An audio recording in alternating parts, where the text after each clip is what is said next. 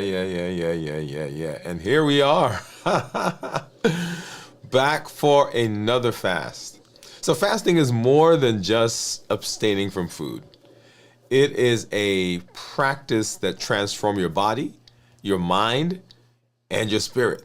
But when you add the element of community, that bond, that togetherness, the journey becomes even more enriching. When you fast with a buddy, when you fast with a group, you're not just relying on your own willpower. You're tapping into a network of support that has unlimited potential and has the ability to help you overcome challenges, celebrate wins, and of course, stay accountable. Hey, that's what we're talking about in this episode. Hey, this is Dr. Dwain Woode. That's Wood with an E. The E stands for endocrinology. Here I educate, I empower, and I encourage you to take charge of your health and your life, avoid complications, and go to the next level. And in this year, we are living a limitless life.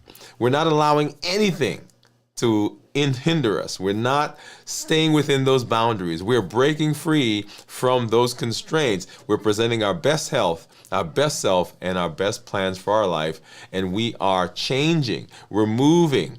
We're creating the life we've always wanted by avoiding complications and going to the next level. I welcome you, whatever platform you're joining us from, whether it is Instagram or LinkedIn or Twitch or Instagram, or if you are on Facebook, and then of course here on YouTube. Welcome to the community. If you're new to me, go ahead and put new in the comments, because I'd love to welcome you with a hand clap and some music. And let you know that I am happy and excited that you are here to join us. If you do have questions, go ahead and put those in the comments, because we want to get to those, make sure that we are addressing those as we go through the episode tonight. I've already seen some of our community members that are out there, and we'll jump over and say hello to them here in just a little bit. And you know how we do when we do what we do. We will take a look at my blood sugars. You will take a look at our report, and you'll see that there. Here are my reports. I've got those over on the side, and then of course I've got my Dexcom Clarity report right below me, and we'll take a look at that here in just a minute. Also, we'll be doing my check-in as we move throughout the show to make sure that you guys see and understand where we are. We'll take a look at blood sugars, and we just got a bunch of things that we're going to be doing here in just a little while. So I want to encourage you, if you've not already done so, if you've not been joining us, if you've not been on our YouTube channel, if you've not been following us on the 100-day walk to consistency, remember that is there. It is an amazing process that we are using to set ourselves up for success. We're working on being consistent. We're working on setting up a routine. We are working on becoming more resilient, becoming more resistant to the things that will push against us. And we want you to know that it has been an amazing journey. We are nearing the end of that journey together. And there's some other things that are coming, but you don't want to miss out on this. You want to make sure that you are there and that you are doing what you need to do to be in the space, to be consistent, and to set yourself up for success. Also, as we've been walking through this journey, this limitless living journey, many of you have had family members that have asked about how do we get onto the YouTube channel? How do we get onto the videos? All you have to do is type in Dwain Woode MD, and you see that there right in the middle of the screen, Dwain Woode MD, and it will take you directly to, and you'll see me there, and it will take you to our YouTube channel. And all those playlists are listed. They are there on the screen or there on the channel, and you can walk through those with us. Okay, so remember, Limitless Living says that we're doing whatever we need to do. We are putting ourselves in the space where we are going to be successful, and we're doing whatever it takes to move into that space. So make sure that you are joining us. Make sure that you are not missing out on that. And all the tools that we're using, whether it's the 100-day walk to consistency, or the fasting that we do, or the YouTube Dwain Woode MD Live that we have that comes on Monday. Make sure that you're joining us, and make sure that you're letting folks know that we are in the space. All right. So if you are joining us, if you are catching us for the first time, or if you've not been with us in a while, you know how we do. Right? So we are walking through the Limitless Living journey on our main show, Dwain Woode MD Live, every Monday at 7 p.m. Central. That is the path that we're going down. So we educate, we empower, and we encourage. That's our Triple E formula for success. We educate with the shows, the podcast, the blogs. We empower with the tools that we're learning. And one of the tools, of course, is fasting. And we encourage with the community that we are moving through. And as we've been walking through that journey, there are many things that we are learning. And right now we are in the mini series talking about our health, the domains of our health. We just finished doing domain number 5, which is the social/relational domain last week. We've done the physical, the mental, the spiritual, the emotional. Remember, all of these have a direct impact on our metabolism. And dysfunctional metabolism is the source of many of our chronic diseases like diabetes, high blood pressure, high cholesterol, polycystic ovarian syndrome, fatty liver, obesity, and of course metabolic syndrome. They're calling it, NASH, right? Non-alcoholic steatohepatitis. It's all now called MASH. Metabolically associated steatohepatitis, right? Because we've learned that a lot of the things that go on have the direct impact or being impacted by our metabolism. So we're working on righting our metabolism, bringing it back into homeostasis. And let me say this, we're talking to adults with type 2 diabetes. We're talking those people who want to reverse their diabetes, who want to get off of medications, those people who are interested in improving their health and are interested in going to the next level. As we've been doing that, we're walking through this path. And on our main show, we're walking down that journey. And then on Wednesday, Thursday, Friday, which is what you're catching us here, we are walking through the tools that we are using to achieve that goal. So you've joined us for another one of those episodes. And every week we do a fast. And so right now I am 24, just about 24 hours into this week's fast. I do a 72-hour fast. So we'll be doing our check-in tonight, check-in tomorrow, and then check-in the following day, that's Friday, as we do a complete review of preparing for the fast, getting through the fast, and then, of course, how do we break the fast? What are some of the foods that you can eat? If you were with us last week, you saw me actually eat right here on the show as we broke that fast. And so make sure that you join us as we go through all of those. And so that kind of lays for you out, if you're joining us for the first time, you kind of lays out for you what we do on a weekly basis. Right? So that is our plan. That's how we do it. That's how it runs. And so the tools that we're using, one of them here, of course, is fasting.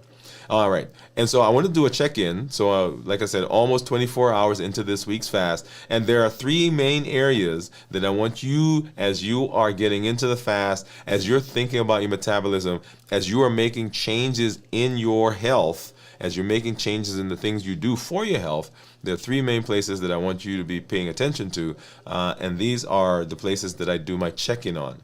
Why these? Because they also, right, these 3 that we're going to be talking about, and let me go ahead and pull those up. So we're talking about how we're doing physically, mentally, and emotionally. Physically, mentally, and emotionally. Why are these important? Because not only are these the places that people tend to have difficulty with, but also these are 3 of the primary domains within our metabolic health, and of the domains that we talked about when we talked about our domains of health. You remember that? And so they are they come up so often that I want you to get used to the fact that these are places where you want to also be checking in with yourself, and anything that you're doing, anytime you are making a change, anytime you are talking about improving your metabolism, I want you to make sure that you are looking at these three areas, because they will become, or are, very important to the things that we do. Okay, so physically, when we talk about physically, this is where a lot of people will say they feel lightheaded, they feel dizzy, they feel sweaty, they feel tired. They feel as though they have hit a wall as they're going through the day, like they're going through, and all of a sudden something happens and they can't they can't seem to make it through the day. I am not feeling that right now. Of course, I am, at the beginning of our fast, well, near the beginning of our fast. We're about a third of the way into the fast, but I'm not feeling any of those symptoms right now.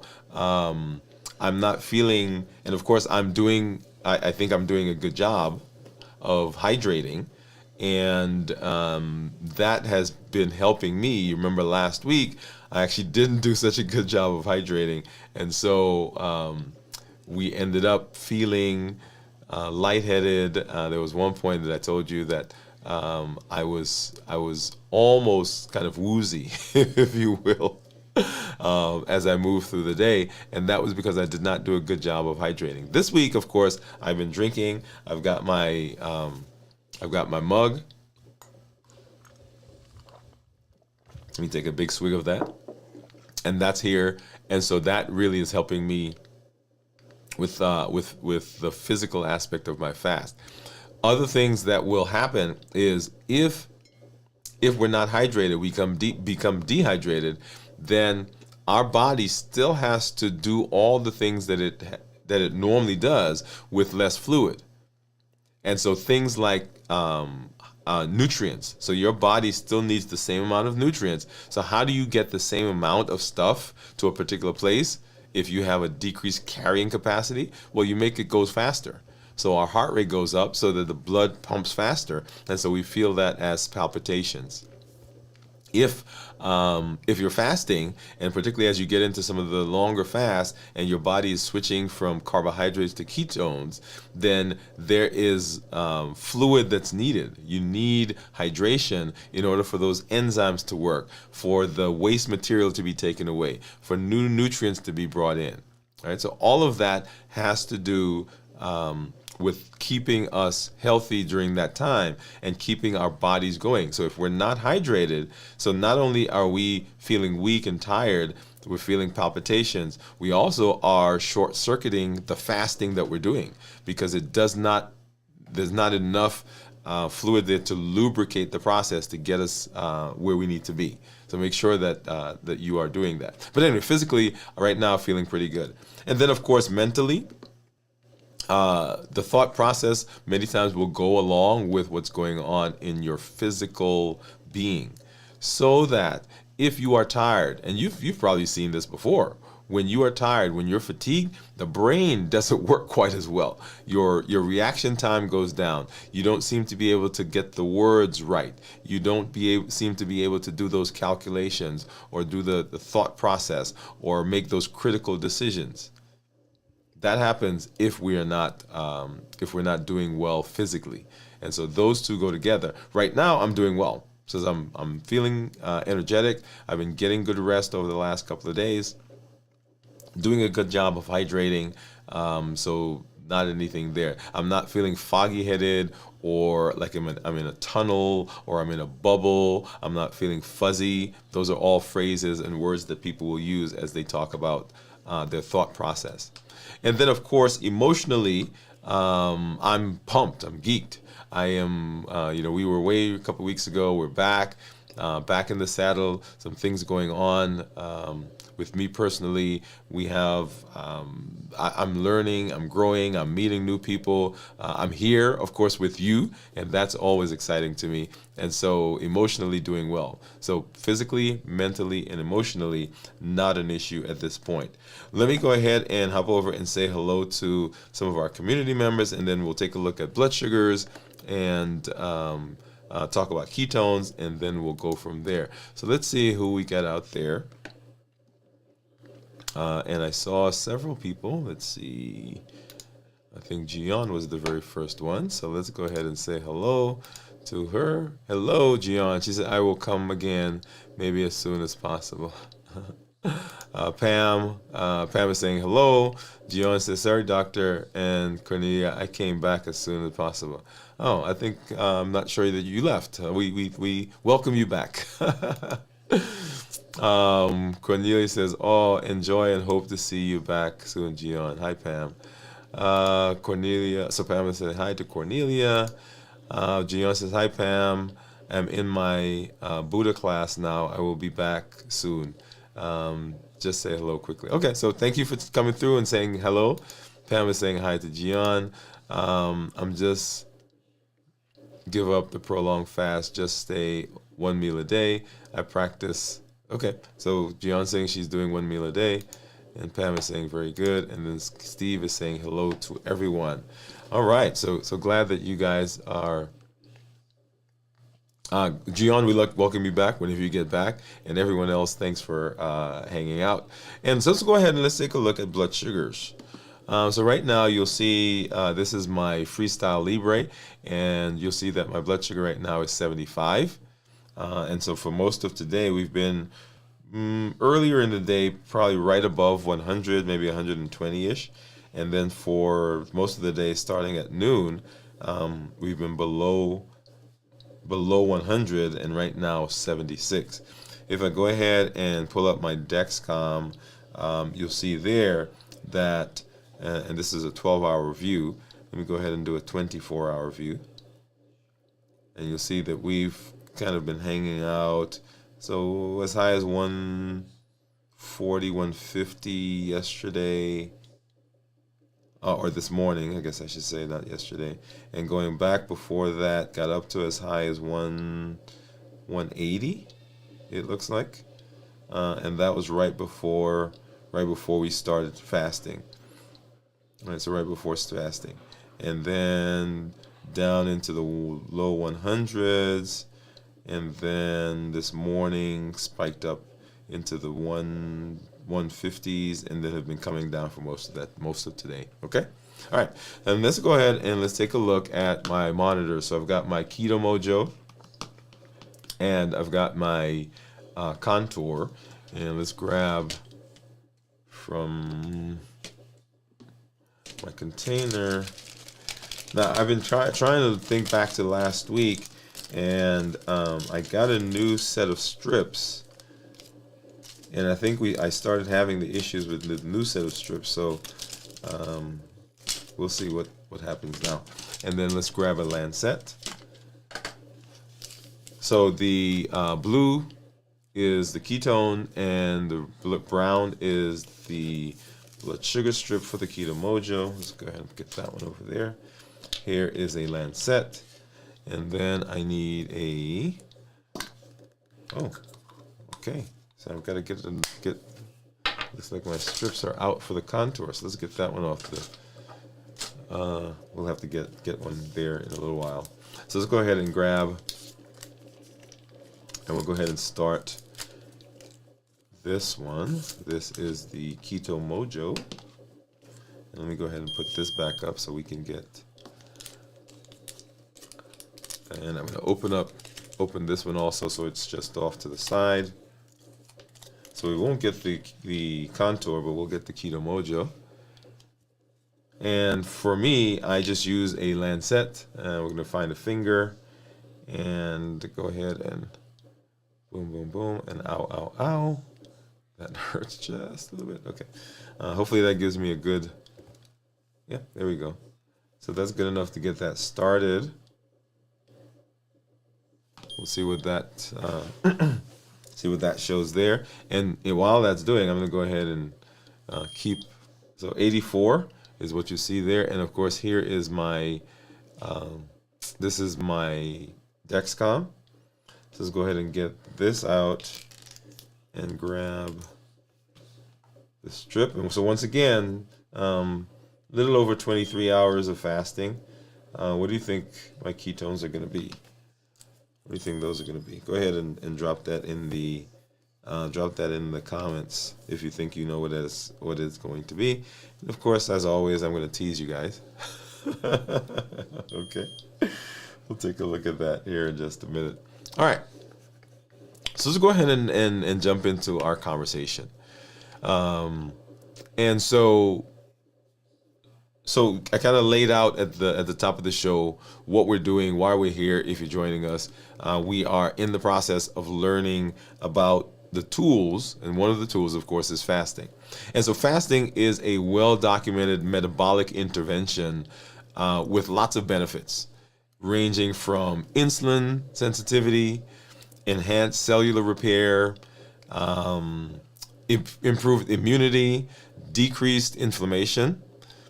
But research is also showing that social support can further optimize or improve the benefits that we have with fasting by modulating stress responses, reinforces behavior adherence. And so tonight we're going to examine how community engagement enhances the fasting experience. This past Monday, we did the 5th domain of health, and that was the social/relational health.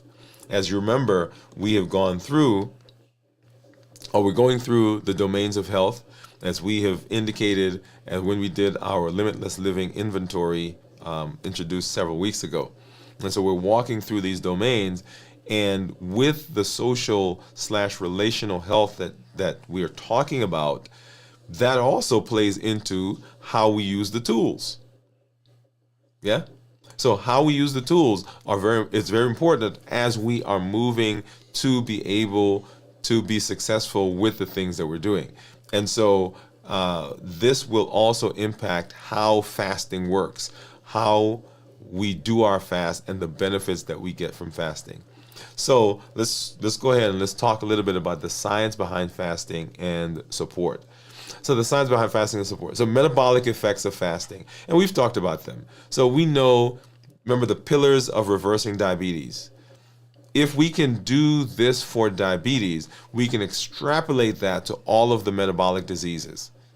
High blood pressure, high cholesterol, fatty liver, polycystic ovarian syndrome, and then of course, ultimately, pre-diabetes and diabetes. Because remember, diabetes is on the spectrum, it is on the extreme side of the spectrum, with some of the other metabolic diseases being along the pathway to there. And if we can interrupt the pathway, then we don't get to pre-diabetes and we don't get to diabetes. But if we're there and we begin improving our metabolism, we can now head back in the other direction. Remember, we're talking to adults with type 2 diabetes or who have any of those diseases along the spectrum. So that's the premise of that. So reversing diabetes, remember the pillars: we decrease insulin, we suppress the appetite, and we reduce sugar. Decrease insulin, suppress appetite, reduce sugar. So when we talk about reducing or decreasing insulin, one of the primary things is insulin sensitivity. That is, how do we get our current insulin to work for us so that we don't have to take insulin from outside, or we don't have to take medications that force our body to make insulin. Because remember, the diabetes paradigm says that when we look at diabetes and we're looking at blood sugar as a marker, the sugar is too high and the body's ability to manage it is down here. So if sugar is here, the ability to manage it is down here. So we can do that one of two ways. We can fix that problem one of two ways. Either we bring the sugar down, or we increase the body's ability to manage where the sugar is. And so if we can somehow decrease the amount of sugar in our body, that's fasting, right? Because we're not putting anything in. And we can get the insulin that our body makes to work better, insulin sensitivity, then at some point we can get those two to meet. And when they meet, y'all, here's the thing. When those two meet, when the blood sugar comes down or the body's ability comes up and they meet, medication goes away. Right? So when those two things can happen, when we can do that naturally, bring the blood sugar down or bring the body's ability to regulate it up, then the medication that you're on goes away. That's the beauty of all of this. And so insulin sensitivity and glucose regulation, one of the things that fasting has been shown to help, right? So fasting helps reduce the insulin levels, and improve the glucose metabolism. Remember, insulin is the issue. Insulin is the culprit in a lot of the things we just listed along the metabolic syndrome. When insulin is too high, it causes your vessels to be stiff, and when the vessels are stiff, that causes high blood pressure. When insulin is too high, it causes you to store the things you're eating, and that means our weight goes up. When insulin is high, it stimulates our desires, stimulates our appetite, and so we have cravings. All of that comes from insulin. So decreasing insulin is of primary and paramount importance. So fasting does that. Fasting also helps with autophagy. That's that cellular cleanup process. It decreases inflammation, improves our immunity, our immune cells. It helps to regulate a lot of the things that are going on in our body. It helps to repair damaged, broken tissues. So periods of fasting stimulates autophagy. And that process causes improvement in the overall body. When we fast, our body is switching from burning carbohydrates to burning fat. So it has to go mobilize the fat. That results in weight loss. Right? And so one of the things that we have been talking about is my weight, and we'll see that as we get to the end of the show, what that looks like. So this promotes overall health. So fasting, that's the benefit, is the scientific benefit of fasting. Now, the benefit of community has to do with several things. Number one, stress reduction through social connection. If you've not done so, go ahead and check out our show that we did this past Monday talking about the benefits of social interaction. Studies have shown that social support can lower cortisol level. Remember, cortisol is one of the stress hormones. That's that hormone that's responsible for stress. It's the thing that causes you to be jittery sometimes. It's the thing that gets your heart rate going. Remember, cortisol, when it goes out and it tries to find energy in the form of sugar. So cortisol, when it comes out, causes blood sugar to go up. And when we are in community, when we are connected, cortisol goes down. So reduced cortisol during fasting can help to stabilize blood sugar levels and reduce the risk of stress-related overeating. Because what does stress cause? Stress causes our body to seek sugar because that's energy. And when we fast in community, right? Community helps to decrease that stress. Community also helps to release something called oxytocin. And oxytocin is a positive, it's the bonding hormone. It's the one that moms and new babies feel, right? That connection that they have, that is created by oxytocin. Sorry, guys. Right? That's mom and baby. Mom has a flood of oxytocin, and that helps her bond with the baby. So positive social interactions, and here's where it comes for us guys, right? Positive social interactions trigger the release of oxytocin. And when that happens, we get that link, we get that improved mood, we get that emotional resilience. These are all factors that contribute to better adherence to the fasting protocols. So when you're in community and that hormone comes out with the people that you're in, you bond with them, and this leads to more resilience when things are not going the way you expect. It leads to improved mood, and it contributes to the ability to last through the fast. Often we have people who say that, hey, I got into the fast and I just could not make it. And one of the reasons may be that we're not in community. So what are some practical benefits of fasting with community. Practical benefits of fasting with community. Number one, enhanced accountability and adherence.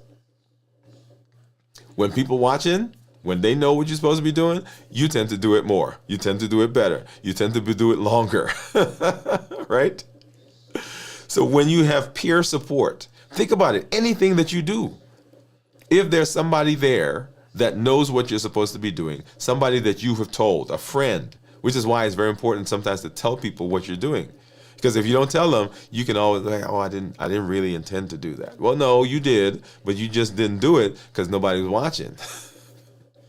But when you have regular check-ins with a fasting buddy or a group, this increases the accountability and it helps you overcome moments of doubt, which you will have. Particularly in that first phase, right? That's postprandial phase. When you get in there, yeah, you may say, well, do I want to do this week? Well, yes, you do, but something is going on up here.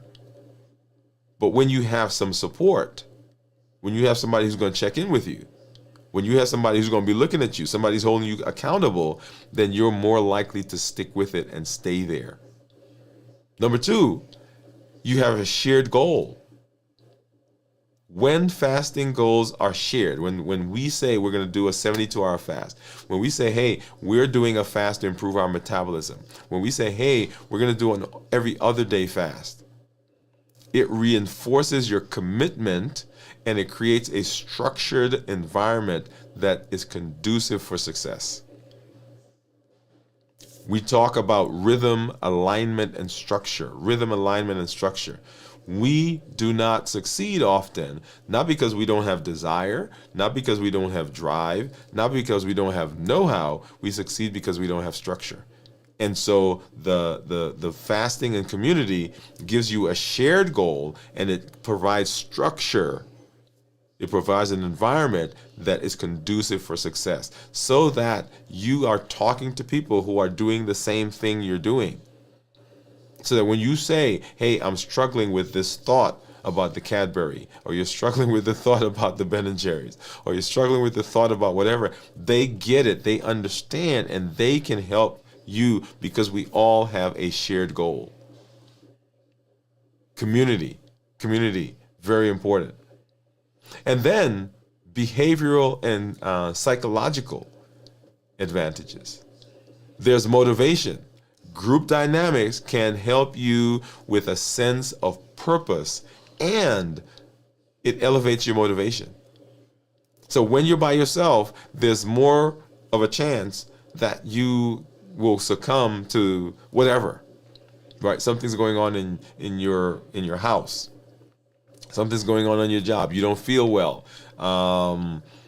Whatever it is, when you're by yourself, the likelihood is that those things can have an effect. But when you're in community, the community, right? The sense of purpose, the group motivates you. There is the group dynamic that happens. And it makes it easier to stick in there. It makes it easier to get on that fasting schedule, even on challenging days. Not that the days won't happen, not that those challenges won't happen, but because of community, because of the motivation that you get, that's incredible. It also gives you emotional regulation. The support that you get from community, it helps to mitigate the psychological stresses that are associated with fasting. Now, fasting is it's an amazing process. I'm trying to find a better word. It's an amazing tool. But there are things that happen in fasting, things that are going to happen during fasting. Remember, the reason we use food often is because food is a buffer. It is that thing that we do that takes our mind off of whatever. Right? We don't feel good, so we eat. We're feeling sad. We're feeling anxious. We're feeling depressed. We're feeling pain. We're in pain. We're bored, so we eat. And so when we're fasting, that crutch is no longer there. So the things that come, we have to face them. And that causes lots of psychological issues in us. And being in community helps us mitigate that, helps us decrease the stress. Because remember, here's a good one. So the food that we were eating brought us comfort. It brought us relief. It distracted our mind. And if we're in community, now the community does for us, come on now, it does for us what the food was going to do. And so we're able to now stick to it because we no longer need the food to fulfill that requirement because we have community for that. Oh, that's it. That one just came to me. So there's associated stress, and when we are in community, this helps us balance our emotional state so that we can stay in there, so that we can stick in there, so we can keep going. Right? So I want you to think about this.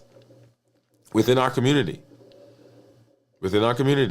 there have been connections that have been made. And I love to hear people talking or see people talking and chatting in our group. You see them here and you hear them what they're saying, but in our private group, they're talking to each other. They're connecting, saying, "Hey, you can do this. We know you can do this." And when that happens, it helps us move faster to the stated destination. Otherwise, we're floundering, we're fumbling by ourselves because nobody is in our ear. Remember, we have an inner coach and an inner critic, and the critic is always going. The inner coach is there, and the support that you get from the community strengthens that inner coach. To know that somebody is watching, somebody is there, somebody's going to check in on me.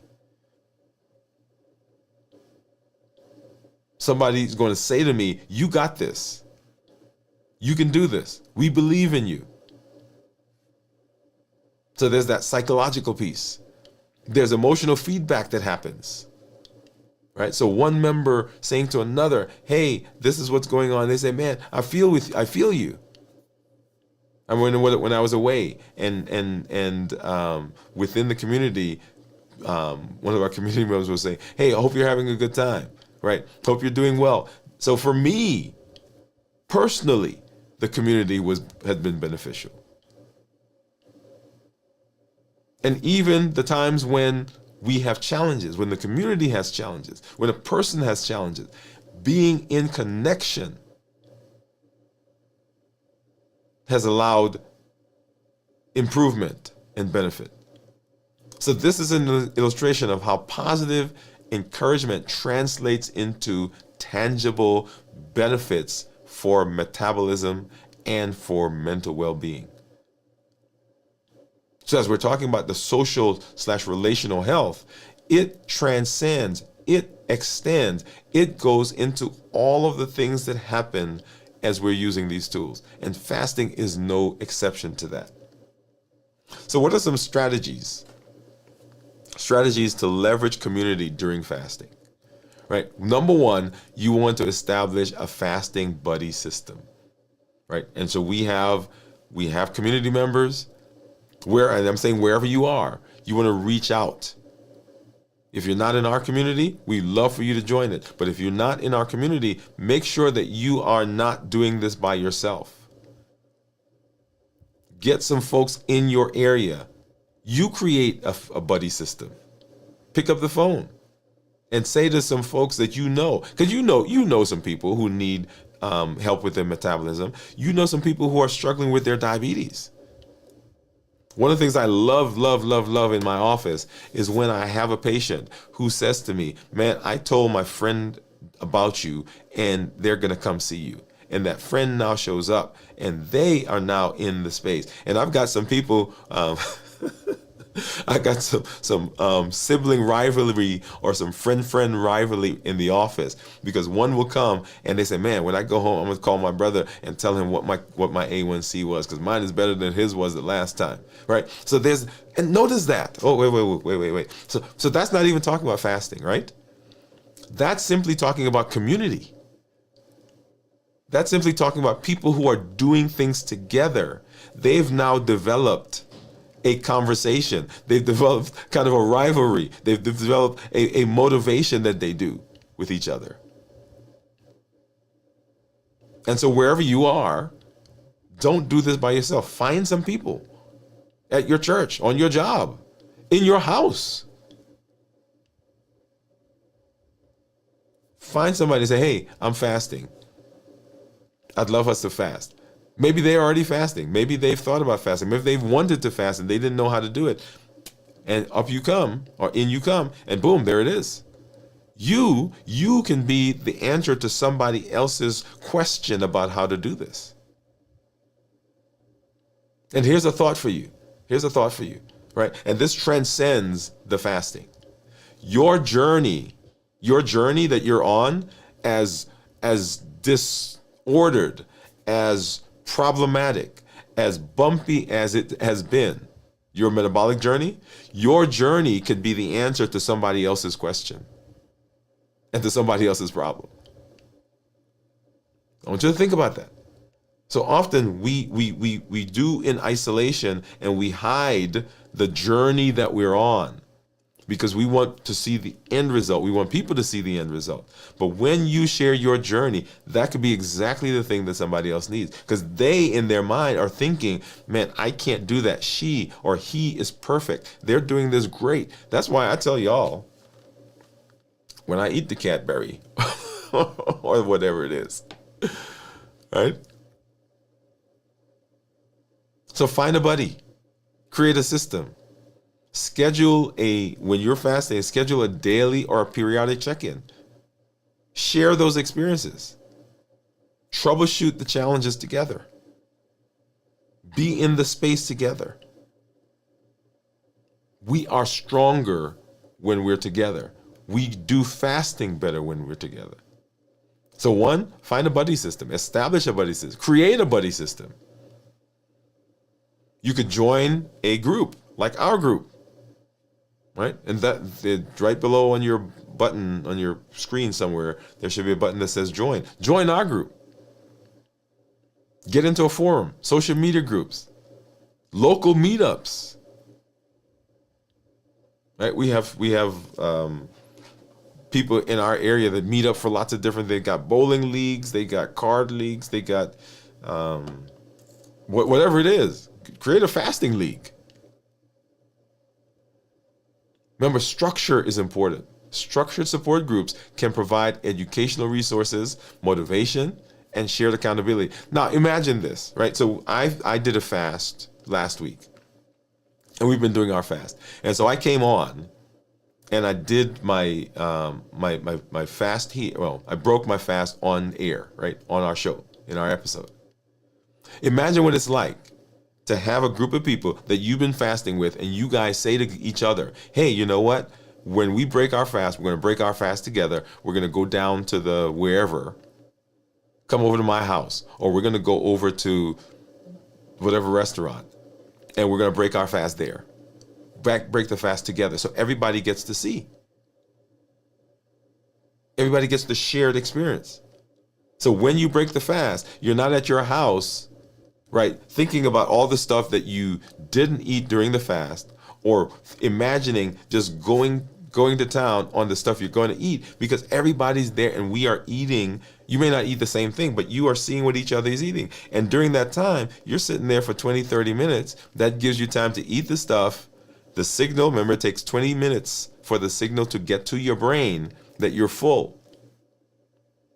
When you're by yourself, guess what? You're eating. You probably eat 2 or 3 times what you should eat, because there's nothing there to stop you. But the community that you just created, the community that you've done, that's a great idea. Break the fast together. Right? It brings accountability. It allows you to be accountable.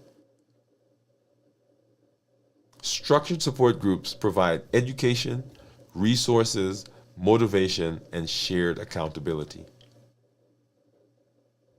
So that's how you leverage the benefit of community. And that benefit is tremendous. So not only have we done the limitless living inventory to say, okay, what are the areas in my life? What are the areas in my life that I have to address? What are the areas of my health that I have to address? And there are 8 that we're walking through. But now we can leverage those very same areas to now empower us in the things we're doing, in the tools that we're doing, so that our community now is enriched because we've formed a community. Our community is enriched because we're doing things together for our health. Our community is enriched because we are supporting each other. And our community is enriched because you are now not buffering, because the community now provides for you some of the very same things that you were using the food to do. I love that. Right. One of the questions I have sometimes is about things like Mounjaro, Ozempic, Zepbound, Wegovy. So those are the GLP-1 receptor agonists that people are using for weight loss. And so there are times when people can't use them for something, right? For either because it's causing too much constipation, or it's causing upset stomach, or the insurance won't pay for it, or, I mean, just a myriad of reasons why a person can't be on those. And one of the most amazing times is when someone has been on it and they've seen the benefits, right? So they've gotten the weight loss, the blood sugars are better, and they are just so excited. And something happens that requires them to get off of it. And the thought that most people have is a thought of panic. And the thought of panic comes because they're saying to themselves, oh my God, what am I going to do now? Right? Because here's this thing that was working. I was losing weight. I've got people who were down 30, 40, 50, 60, 70 pounds. And they found something that was working, and they're like, oh my God, what am I going to do now? Because now the thing that was suppressing the appetite, the thing that was controlling that, is going away. And so we have an interesting conversation. Because like I'm saying to you right now, there are other things that do exactly the same thing as the medication. Community does the same thing as the medication. Because remember, the medication, right? And I'm talking about the appetite suppressing part of the medication, not the blood sugar part. Right? So what it does is it suppresses the appetite. Well, we've just said that much of our appetite comes from those cravings. Remember the heat model that we talked about? So appetite is driven by that. Elevated insulin, elevated sugar. It's driven by stress. So if my community that I'm in, if this group that I'm in, if the support system that I have can decrease my stress, which decreases my cortisol, which decreases my sugar, which decreases my insulin, all of a sudden I have done with community, suppressing the appetite, the very same thing as those medications have done or are doing. You get me? And so the benefit of community is huge. It is tremendous. We still don't understand all that community does. But in this space, we know that when we're in community, that our fasting gets better. We can fast better, we can fast longer, we can be more successful in our ability to be resilient during the fast. Our ability to stick in there and do what we need to do to be successful. So what do I want you to do? So we talk about joining a group. The other thing, and let me finish this part off. So one of the things that you should be doing is you should be documenting your journey. Documenting your journey and sharing your journey with other people. And this goes back to my point of saying that your journey, the journey that you're on, as rocky, as shaky, as interrupted, as imperfect as it is, your journey is the exact answer to somebody else's question about their metabolism. And your ability to share that comes from your documentation. So get your journal. Get your journal. That's one of the reasons I love doing video, because a lot of my video is my journey. That's my documentation. If you've been following me on the 100-day walk to consistency, all of the things that we are talking about, that's the documentation of my journey. Those keystone principles that we talk about, those limitless living principles that we talk about, that's my documentation. And so I've got it there immortalized in video. If you don't like to write, get a recorder and record it. If you don't like to do that, draw. Some people draw. I mean, whatever you need to do to be able to document, so that when someone says, and somebody's going to ask you, what did you do to lose the weight? What did you do to improve your blood sugar? What did you do to reverse your diabetes? When you document, then you can share that with them. Also, when you come to the group, you can share what has been going on. Otherwise, we're stuck trying to remember what happened yesterday. So keep a fasting journal. Keep a log. Share that. Share the progress in the community. What are your insights? What are you learning? That can be very, very valuable to the people that are around you and the people that are in your community. So here's what I want you to do. So tonight, I want to challenge you to actively engage in our community. Right? So when you come here, and you'll hear me say this again because I'm going to repeat it. When you come, I want you to be engaged. Let us know, are you fasting? Hey, I've done a 2-hour fast. Hey, I've done a 12-hour fast. Hey, I've done a 24-hour fast. This is what's going on with my blood sugar. Whether you're fasting with a partner or you're joining an online group, make an effort to connect. Share that here. If you're not in our community, go ahead and join our community. The more you are engaged, the more we have, the more people that are here, the more robust the community gets, and the better it is at supporting you. So that's my challenge for you. So connect here in our community. Join the challenges that we're doing. If you're not on the walk, go ahead and start walking. If you've not fasted before, go ahead and start fasting. We recommend that everybody, unless there's a medical reason, and we've gone through those before, if you're a pregnant woman, if you are breastfeeding, if you have any kind of eating disorders, or your doctor told you can't fast, those are people that we're excluding. Everybody else should be able to fast at least for 24 hours once a week. That's our goal. Here, I do a 72-hour fast, and one of the reasons for doing that is so you can see what the blood sugars are. You can see the changes that are going on.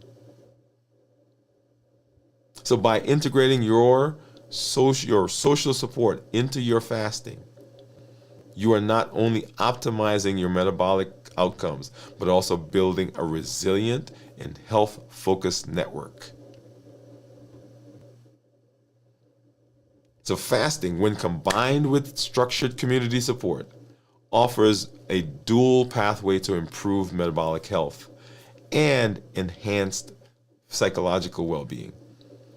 The science is there.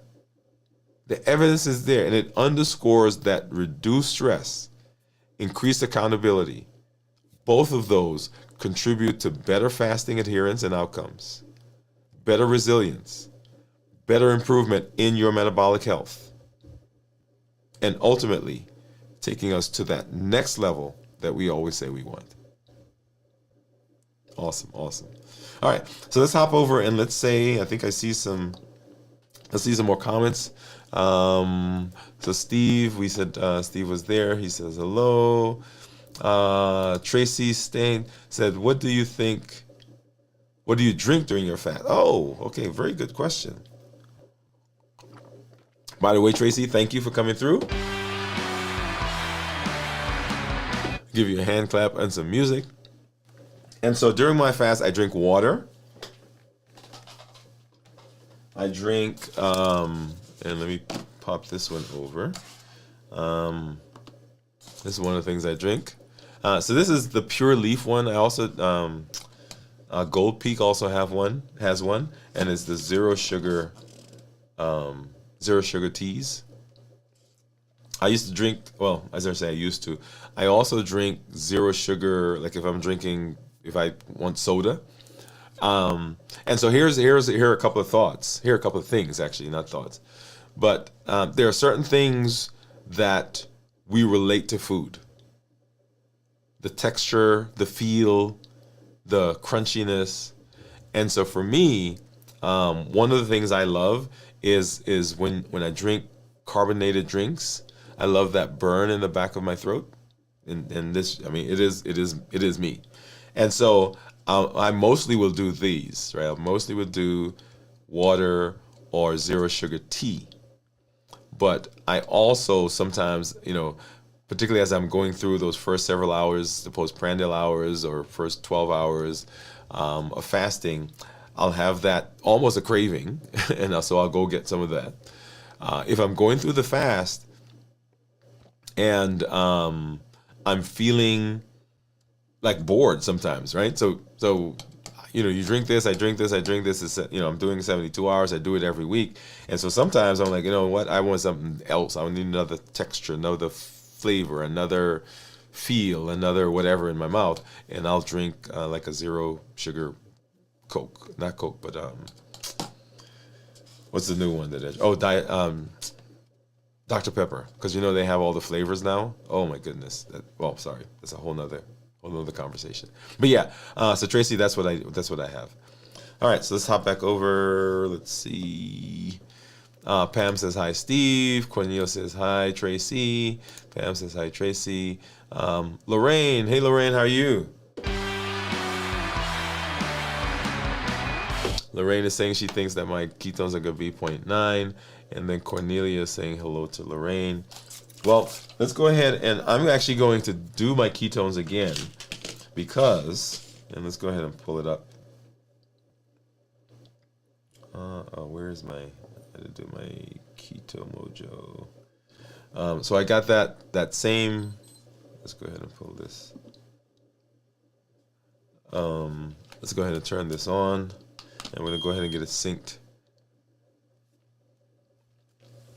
Now, I am, like I said, 24 hours in the fast, so it's certainly possible that my body is that efficient, but the ketones were 0.1. So blood sugar of 84, ketones of 0.1. So I'm going to check it again and see what it is. And then, of course, we'll come back tomorrow and we'll check that. And then, of course, when we do our check-in on Friday, we'll see that again. Okay? So I'm going to go ahead and, actually, I'm going to do it twice. So let's do that together. Let's do that experiment. Let's grab a couple of, and I think those bottom ones were the ones that I got. So I got a new set of strips, like I mentioned before. So let's do this. I'm going to check it. I think this is one of the old strips. Let's do that one. All right, so we're gonna do 4, right? So let me do this. Yeah. So, why is that? Okay, so I'm gonna do ketones twice more, and then blood sugars twice more, just so that we can have those. So let's go ahead and open this up, so you guys get to do this experiment with me.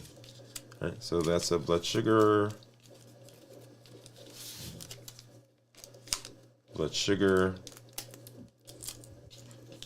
ketone. And notice I'm not putting them in yet because I'm trying to get them all open once. All right, so we're going to have to do this relatively quickly. All right, so I got that. And then let me grab a Lancet. Let's see, do I have one of the ones I like? Here it is. Okay. All right, so let's start with Um, I'm gonna do ketone. I'm gonna do ketone blood sugar, ketone blood sugar. Okay. So let's get this one in. So ketone blood sugar, and then ketone blood sugar. So let's go ahead and get a finger stick. And while I do that, I'm gonna go ahead and put this up on the screen. I don't know if it'll pull it off until we go ahead and do a sync. So, and I'm gonna try to get all 4 drops of blood from this one stick. So let's see if I did a good job. So that's a good flow right there. So that's good. Let's go ahead and get this ready to go in. Otherwise, my blood will dry. All right. So 2, 3, 1. So blood sugar. So ketone 0.7. Look at that. See 0.7. And let's get a blood sugar. So 0.7 was that ketone. Get that blood sugar going, and I'm gonna keep this pumped. Okay, 74. And let's go ahead and get ketones again. All right, let's do that there. And so go ahead and get that one started. All right, and then gotta get another drop of blood. One more, come on, come on. It looks like it's drying, y'all.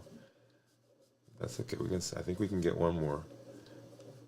5, 4, 3, 2, 1. So ketones 0.6 on that second one. And then let's see if we got just enough to get another blood sugar. Come on, come on. No. Yeah, it dried a little bit too much. Okay, so let me see. No, not quite yet. Okay. So, well, maybe. I don't think that's going to give us an accurate number. Well, 75. 75. Okay. All right. So you saw there, right? So the first one, if you remember when we did it at the beginning of the show, that strip that I was using was from the new batch that I got last week when we were having the issue. And so what I did was at the office I had another pack from the old set of strips, and I brought that, and so that's what I used to get those. So I got a 0.7 and 0.6. So let's go ahead and pull those over. Let's go ahead and sync.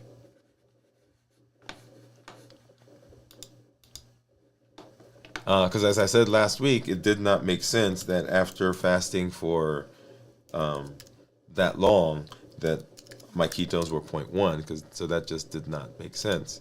So so pull those over, and yeah, so these are the two that we just got. Let's see here. All right, so 0.6 with a 75, and then 0.7 with a 74. Okay, so that is more in keeping with what I thought it should be. And I think it was it Lorraine? Yeah, Lorraine says 0.9 is what she thought it was going to be. So close, not quite there yet, but close. So let's go ahead and let's hop over and let's take a look at my reports.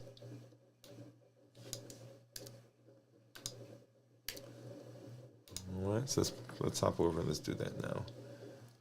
And so here's my Dexcom Clarity.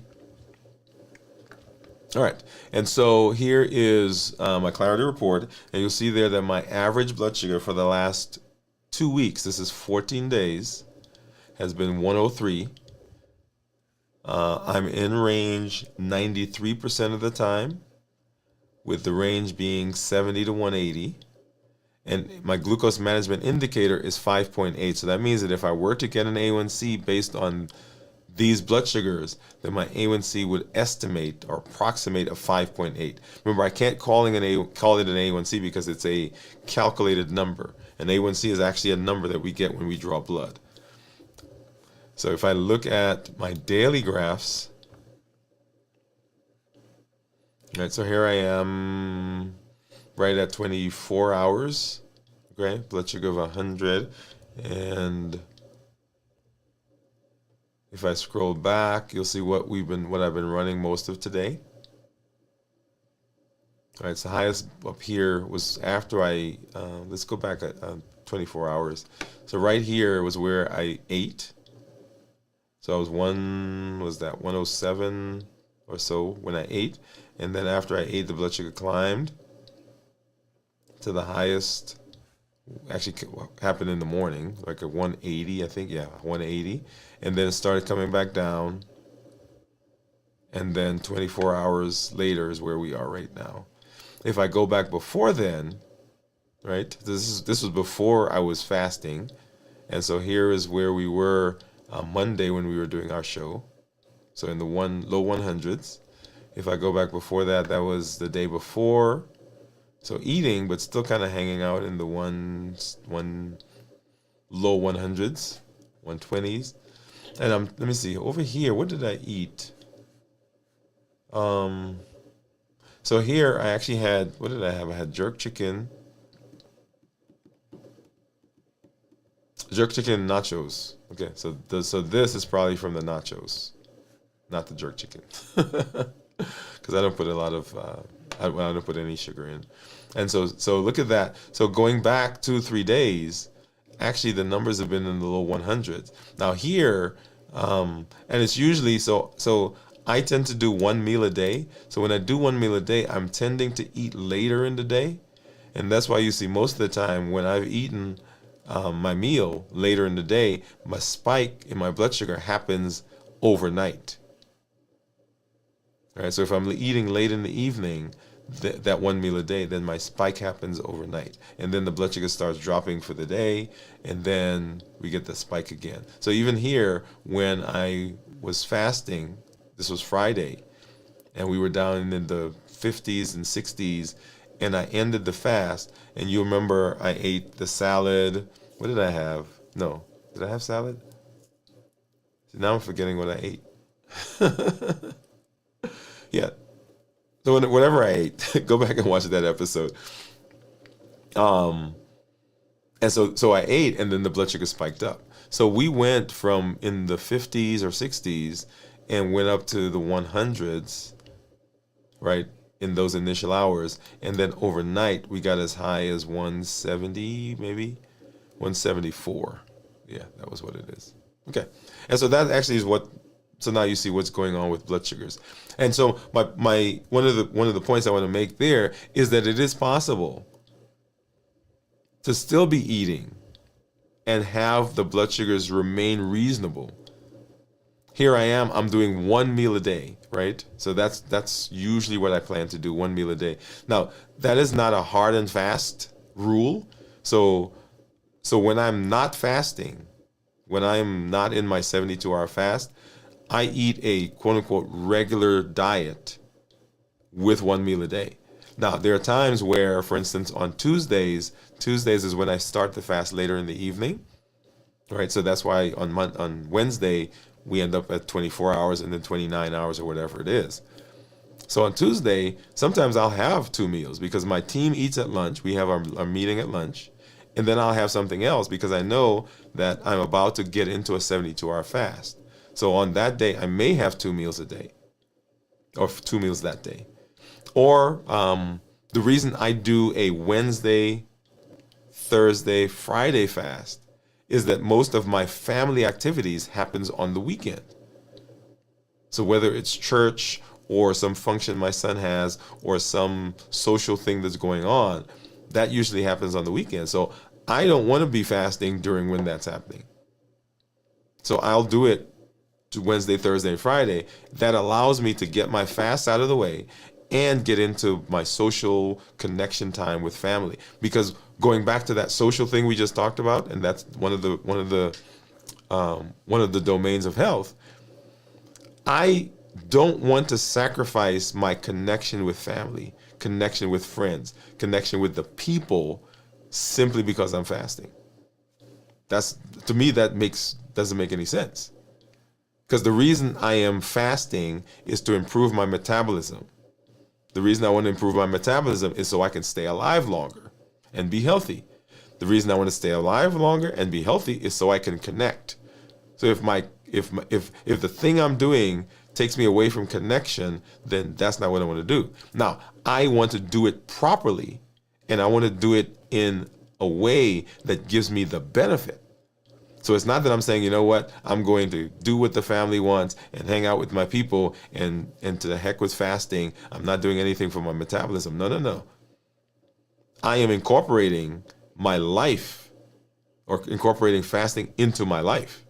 And that's what we want to do. If you can do that, then you set yourself up for the greatest possibility of success. Awesome, awesome. All right, let's see. I hear some chatter going on, so let's go ahead and do that again. Let's look back.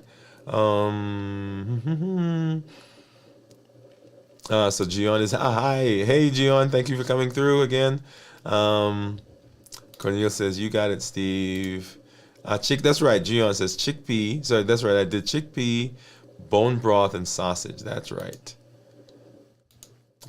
Cornelia said, glad you made it back. Gion said, thank you, Cornelia. Maxie Bidwell. Hey, Maxie, thank you for coming through. Let's give you a hand clap first of all. And some music. And Maxie says, hi, good night. My first time here. Quick question. Should I still take my metformin even when I'm fasting? I try to do a 17 or 18-hour fast. So Maxie, the first comment that I want to make, and for everyone, whenever I answer questions, is always check with your healthcare provider. Okay, that's the very first thing. What I tell my patients to do is, well, let me back up and let me set the tone for the question, or for the answer to the question. When we did when we went through our season last year, the New Year, New You season, one of the shows we did was on medications that you should probably stop, medications you should probably get on, and then medications that are beneficial. Okay, so if you've not done so yet, go ahead and watch that show. And I think we did that in maybe a 2 or 3 part series in that time. So our goal in this space is to reverse diabetes and to get people off medication, whatever medication, right? So ultimately, that is the goal. Now, there are some medications that are giving benefit. So if we're talking about the order of medications, there are some that we would say, okay, as we're moving to get off medications, these are the last ones we're going to get off of. And in that list would be medications like the GLP-1s that we talked about earlier, the ones that people are using for weight loss. Also on that list, maybe right close to that, maybe above that, would be metformin. And the reason for that is that metformin is one of those medications that can help us improve our insulin sensitivity. Now, metformin has gotten a bad rap because of a bunch of stuff. I won't get into that. We also did a show about that, by the way. So that's the backdrop. Now, back to your question, is when we're fasting, our goal is to be able to keep our blood sugars controlled without the medication. And so what I advise my patients to do is, as we get better, and here's the thing, as you get better, your body is going to begin healing, and you're going to be able to tolerate different things that you couldn't tolerate before. For example, there are people, when they finish fasting, they can eat some foods after fasting that they couldn't eat before. What I mean by that is, when they ate it before, even when they were on medications, they got blood sugars of 200-300. And now that they've fasted, those days right after fasting, they can eat the same thing and the blood sugar maybe goes up to 150, 160, maybe 170. Why? Because their body now has better capacity. So with respect to the medication, my recommendation to them is, as we are learning, as we are healing, maybe that first time, maybe the first several times that you fast, you may still need medication. But as your body heals, the goal is going to be the day before you fast, that you're off of the medication. Of course, the time when you're fasting, you're off of medication.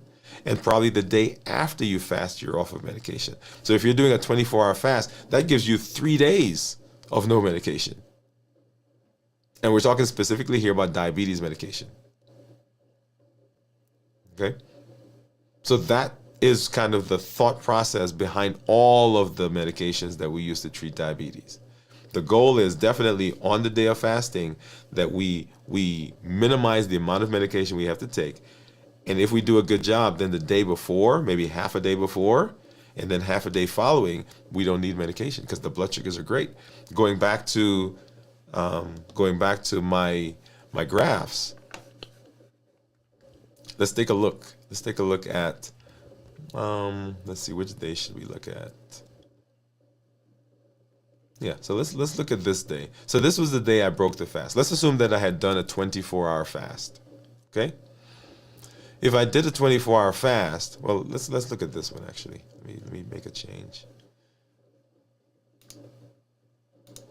Let me go back.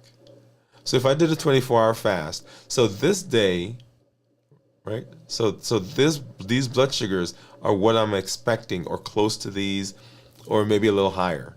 So if this is my blood sugar on the day of fasting, then I would not need any medication because the blood sugars are in the 60s and 70s. And remember, as you go longer in the fast, your blood sugars will get lower and lower and lower. So if that's the case, then definitely on this day, I don't want medication. I don't want anything else driving my blood sugar lower because the fasting itself is doing that. And if I'm coming out of the fast, right? So let's go take this day. So when I came out of the fast and I ate, the blood sugars went up, and I think it peaked up here at 140. Look at that. So during this day, the blood sugar went up, but it came right back down. And so for the rest of the day, we kind of hung out in the 130s, 120s. So I would say that for the second day after the fast, I wouldn't have needed anything. And then if I go even further following that, this is the second day after the fast. Look at those blood sugars. So this day, I would say I don't need any medication, right? So it depends on what's going on with your blood sugars. Like I said, always, always, always check with your healthcare provider. But that's kind of the premise and the idea behind the medication, that our goal ultimately is to get off of the medication. And so as our bodies are healing and getting better, there are going to be days where we won't need medication. And here's I love this part. Here's another idea. There are going to be days, Maxie, or weeks, once you do the fasting, once the body's working, there are going to be weeks that you don't need any medication. Notice what I said, weeks where you don't need any medication. But your birthday is coming up, or anniversary is coming up, or you're going on vacation, and you're going to eat differently on that day or that week. And so that day, that week, maybe you take medication. When you come back, you get back on, I shouldn't say get back. When you come back, you may not need that because you are not eating like you did when you were on vacation. And yes, when we went away, when we were in London, when we were in Paris just a couple of weeks ago, I fasted. Yes, I did. People say, "Oh, you went over there and you didn't eat all the food." No, I mean, I'm not. My goal is not to eat the food. My goal is to enjoy the time. Part of it is food. And so I didn't go off of my eating plan when I'm there. My eating plan went with me. Because it is not I'm going to do that for a little while. It is a lifestyle issue that we're working on. Remember, limitless living is not a fad. It's not designed for you to do it today and then end it tomorrow. It's designed to set the tone and set the pace for everything you do for the rest of your life. That's limitless living. And so as we talk about our platform, remember, everything we do is built on the Triple E formula for success. We educate, we empower, and we encourage. We educate with the shows, the blogs, the podcasts. We empower with the tools that we learned: fasting, balanced bites. We learned the pillars for reversing diabetes. We learned how to create a meal, how to create a menu. All of those things are tools. And that empowers you. Because remember, the things that we learn, It's a mindset change, but it's just theory until you infuse it with power by your actions. And your actions come when you feel empowered with the tools that we're learning. And then we encourage with the community that you are building, the community that you are part of. That is the beauty of what we just talked about. The community, let me drink some because my lips are getting a little dry. The community is a powerful driving force for your health. When the community works, when the community does, or when you connect with community, you have amazing potential to go to places and to do things that you never thought that you would be able to do. Because community is amazing. Community is that powerful. And you want to make sure that you are setting yourself up for the best possibility of success by being in community. All right. So Triple E Formula for Success. If you're not part of our community, I encourage you. I invite you to join our community. In fact, let's see. I'm going to go ahead and drop that in the comments. So that you I always have, so I'm going to drop that in the comments so that you can get over there, and we're going to have our community or after the show here in just a minute. So go ahead and hop in there if you are on with us. Here we go. Okay, so I'm going to pop that in here in just a minute. Okay, so educate, empower, and encourage. You see I have my 91.4% shirt on. And 91.4% is the number, the percentage of things that we worry about that never come true. So we say it again. 91.4. This is the percentage of things that happen that we worry about that never come true. And so we spend our time chasing, worrying, stressing, being anxious, and it never happens. So I encourage you to don't let this be your thing. Limitless living saying that this is no longer a thing for me. This is not what's going to take me out. This is not what's going to be this is not what's going to be the thing that takes me down. Not anymore. 91.4%. So here's the link. I just put that in there. Okay? Awesome. All right. Well, I am always excited, everybody. Always excited to be here in this space with you. This allows us the ability to talk, allows us the ability to learn, and to take our lives to the next level. Tomorrow we'll come back with our check-in again as we go to 48 hours and beyond. And then Friday we'll do our, as we go to 72 hours, also our review of fasting. We are coming back on Saturday night at 9 o'clock with a video from the vault. And then, of course, Sunday morning, 6 a.m. Central with This Week in Review. The videos for the 100-day walk, they're out there. And we are continuing to move. We are on day 80 something, 84, 85, okay? And we are moving. We're moving. We're ending the end of that series, and you want to get involved with that. The videos are there. You can begin. If you're just joining us now, if you're just seeing those videos, you can get out there and you can begin walking through the path. Because our limitless living model says that we're doing all the things that we need to do. And big part of it is our diet. One of it is our activity. A part of that is our organization. Often we don't do the things we need to do because we're not organized. I'll tell you, for me, I became more organized as I was doing the series. Because I had to be organized to be able to do all the things that I needed to do. So make sure that you're joining us.